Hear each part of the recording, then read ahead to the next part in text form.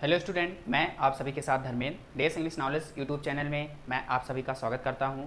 तो स्टूडेंट, आज के इस वीडियो में हम पढ़ेंगे टेंस के सेकंड बेसिक के बारे में, क्योंकि आप सब जानते हो जो टेंस का पहला बेसिक था उसको हम पूरा ख़त्म कर चुके हैं और हम अच्छे से पढ़ चुके हैं। और अभी तक जो भी स्टूडेंट टेंस का पहला बेसिक नहीं पढ़े हैं तो मैं इस वीडियो के डिस्क्रिप्शन बॉक्स में उस वीडियो का लिंक दे दिया हूँ, तो आप लिंक ओपन करके अच्छे से सभी वीडियो देख लीजिए। तो आज की इस वीडियो में हम डिस्कस करेंगे टेंस के सेकंड बेसिक के बारे में। और मैं आपको बताया था जो टेंस का सेकंड बेसिक है वो आपका वर्ड मीनिंग है, क्योंकि ये वर्ड मीनिंग बहुत ही इंपॉर्टेंट है। जब तक आपको जितने भी आपको हिंदी में सेंटेंस मिलेंगे और वहाँ पर जो भी शब्द आए रहेंगे, मतलब जो उसमें सेंटेंस में जो भी शब्द रहेगा, अगर आपको उनकी इंग्लिश नहीं पता रहेगी तो आप उसको इंग्लिश में ट्रांसलेट नहीं कर पाओगे। इसीलिए मैं कुछ इम्पॉर्टेंट जो मतलब आपको बार बार मिले सेंटेंस में उन सभी के बारे में बताऊंगा। वैसे तो आपका बहुत ज़्यादा है तो हम तो पूरा नहीं बता पाएंगे, और मैं आपको बता दूंगा, उस चीज़ को आप अच्छे से लर्न कर लीजिएगा।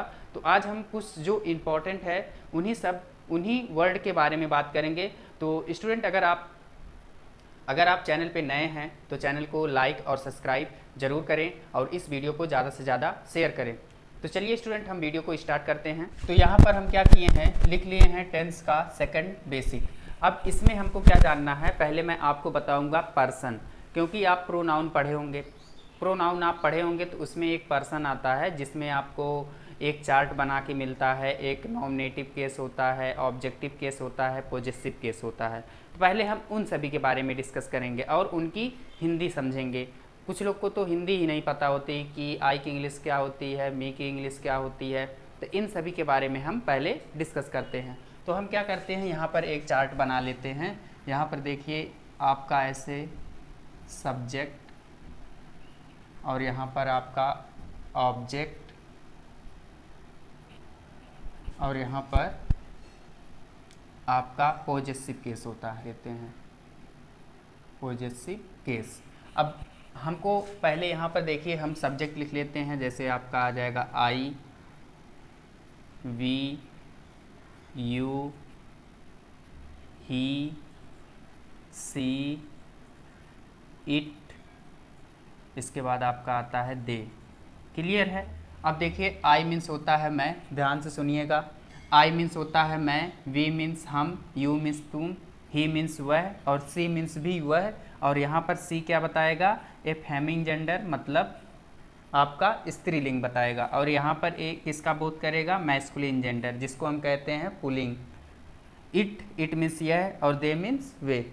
तो नाम आपको पता चल गया सबका। अब देखिए इसी का ऑब्जेक्टिव केस लिखना है, तो यहाँ पर आई का हो जाएगा मी और इसका हो जाएगा अस, और आपका यू का हो जाएगा यू ही, और आपका ही का हो जाएगा हिम, और सी का हो जाएगा हर।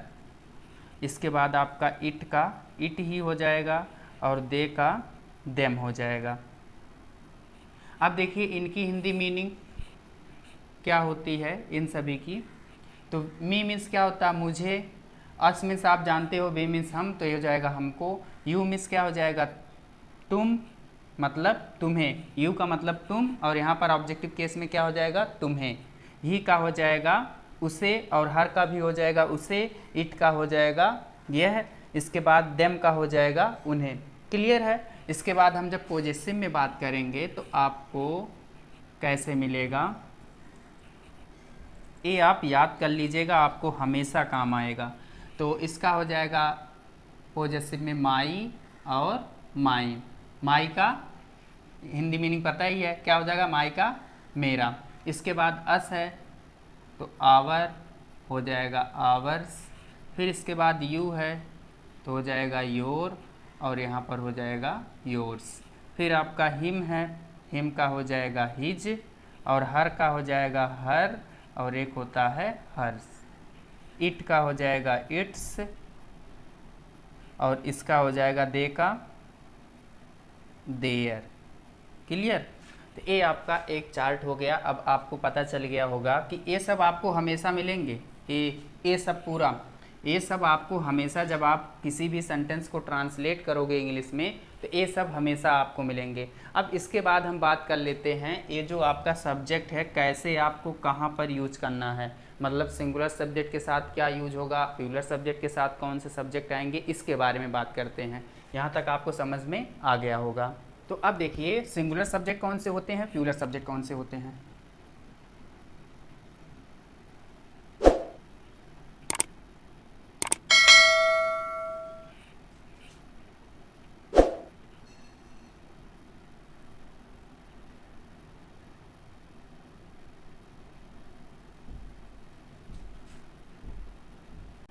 देखिए अब सिंगुलर सब्जेक्ट में जैसे आपका हो जाएगा आई, ठीक। तो अभी मैं आपको बताऊंगा कुछ और, इसमें आई हो गया, इसके बाद ही हो गया, आपका सी हो गया, इट हो गया, और एक आता है एनी नेम, मतलब किसी का नाम। ये देखिए जब आप प्रेजेंट में पढ़ोगे, जब आप इसको प्रेजेंट में पढ़ोगे तो ये क्या हो जाएगा आपका प्लूरल हो जाएगा। ए प्रेजेंट के केस में बता रहा हूँ क्योंकि ये अपवाद है। और जब आप पास्ट पढ़ोगे तो ए हो जाएगा सिंगुलर। तो पास्ट में जैसे आपका आई हो गया तो आई के साथ आप वाच करोगे जब हेल्पिंग वर्ब आएगी, तो आपका वाच क्या है, सिंगुलर है, मतलब सिंगुलर हेल्पिंग वर्ब है। कहने का मतलब जो वाज है वाज के साथ हम आई का यूज करेंगे। अगर आपको आई मिलेगा तो उसके साथ हेल्पिंग वर्ब वाज यूज करोगे, ये नहीं कि वर यूज करोगे, ठीक है। तो इसमें एक यही अपवाद था, तो आपको समझ में आ गया। फिर जब प्लूरल की बात होगी तो इसमें प्लूरल में क्या आपका आई ही आएगा। अभी मैं इधर बता दिया हूँ कहानी क्या होती है। इसके बाद आपका यू, इसके बाद वी, इसके बाद आपका दे। क्लियर है, सिंगुलर और प्लूरल भी आपको क्लियर हो गया होगा। अब हम आगे बात करते हैं जो कुछ इम्पॉर्टेंट आपके क्या हैं प्रीपोजिशन। तो यहाँ तक आपको समझ में आ गया होगा। तो ये सब पूरा आप एकदम अच्छे से रट लीजिए क्योंकि ये आपको हमेशा अभी मिलेगा कहाँ पर, जब मैं आपको टेंस बताऊँगा, ठीक है। अब हम बात करते हैं प्रीपोजिशन। किसका, प्रीपोजिशन, क्योंकि ये बहुत ही इंपॉर्टेंट है, ठीक। अब देखिए प्रीपोजिशन में मैं आपको बता रहा हूँ और ये सब आपको लर्न करना है, ठीक है। जैसे आपका हो जाएगा एट, फिर आपका हो जाएगा इन, फिर आपका ऑन, बिटवीन, बिसाइड, एक होता है बिसाइड्स, फिर आपका हो जाएगा एबव, बिलो, ब्लू, फिर बिहाइंड, ऑफ, एक होता है डबल ओ एफ, ऑफ। अब देखिए ये जो एट है आपका, एट इसमें कई चीज़ दिया है, कोई कंफर्म नहीं दिया है, ये हम स्थान के पास यूज करते हैं, ठीक। मैं आपको पूरा नहीं बताऊंगा। इन का मतलब आप जान ही रहे हो, जहाँ पर मे आए वहाँ पर इन का यूज़ करते हैं। और ऑन कहाँ पर हम यूज़ करते हैं, जहाँ पर हो, ठीक। अब आप बिटवीन का मतलब जान ही रहे हैं, कहाँ पर, के बीच में, जब दो लोग के बीच के बारे में बात हो तो यहाँ पर इसका मतलब हो जाएगा के बीच। और बिसाइड, बिसाइड का मतलब हो जाएगा, इसका मतलब हिंदी में बगल में, ठीक है। फिर आपका बिसाइड का मतलब हो जाएगा के अतिरिक्त, के अतिरिक्त। और इसी का मतलब होता है के अलावा, दूसरा नाम है के अलावा, ठीक है। एबव का मतलब ऊपर, आप जान ही रहे हैं। इसका भी कई अर्थ है, ठीक है, कहाँ कैसे यूज होता है, यूज नहीं बता रहे हैं, बस हम केवल आपको क्या बता रहे हैं, अर्थ बता रहे हैं, जिससे आपको अगर कहीं पर जब टेंस ट्रांसलेट करोगे टेंस में तो वहाँ पर अगर ऐसा कुछ ऊपर आ गया सब तो उसकी इंग्लिश क्या होती, तभी मैं आपको ऑलरेडी बता दे रहा हूँ। इसका मतलब होता है से कम। अब देखिए इसका मतलब से कम तो एक प्रीपोजिशन से रिलेटेड है। वैसे जनरली हम लोग इसको भी क्या कहते हैं, इसका मतलब होता है नीचे, ठीक है। जनरली के लिए बताया हूँ, ठीक है, ये मत कहना कि सर जी बिलो में से नहीं होता है, ठीक। समझने के लिए केवल आप नीचे भी कर सकते हो, बट वैसे देखा जाए तो ये आपका प्रीपोजिशन क्या करता है, से कम दो लोगों में कंपेयर करता है। फिर बिहाइंड में होता है पीछे, ठीक। इसके मतलब ऑफ का मतलब होता है से का मतलब इसमें का भी आ जाएगा, कई शब्द आते हैं, ठीक। और ऑफ का मतलब आप स्वयं आप बताओगे, ठीक। फिर इसके बाद हम क्या करते हैं, यहाँ पर लिख लेते हैं। इसके बाद आपका आएगा अप, ठीक, अप हो गया। फिर आपका हो गया थ्रो, फिर आपका हो जाएगा ए क्रॉस, फिर अबाउट,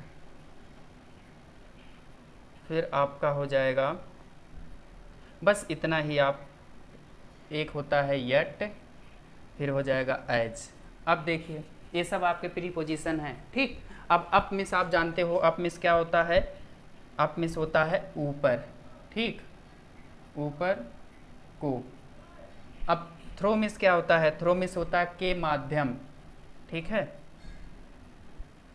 के माध्यम से।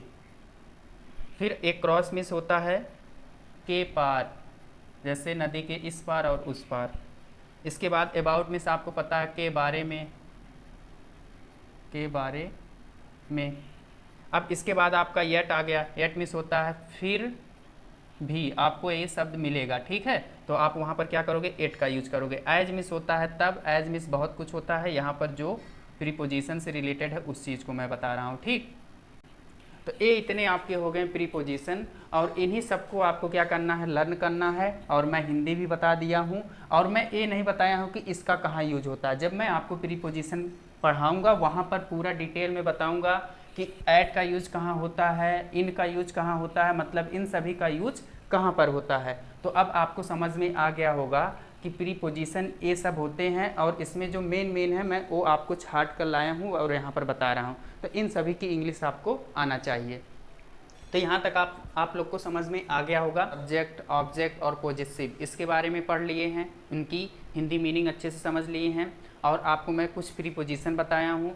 तो इसके बाद मैं आपको नेक्स्ट वीडियो में बताऊँगा, क्योंकि वीडियो बहुत ही लॉन्ग हो जा रही है। तो स्टूडेंट मैं आपके साथ नेक्स्ट वीडियो में मिलता हूँ। Thank you.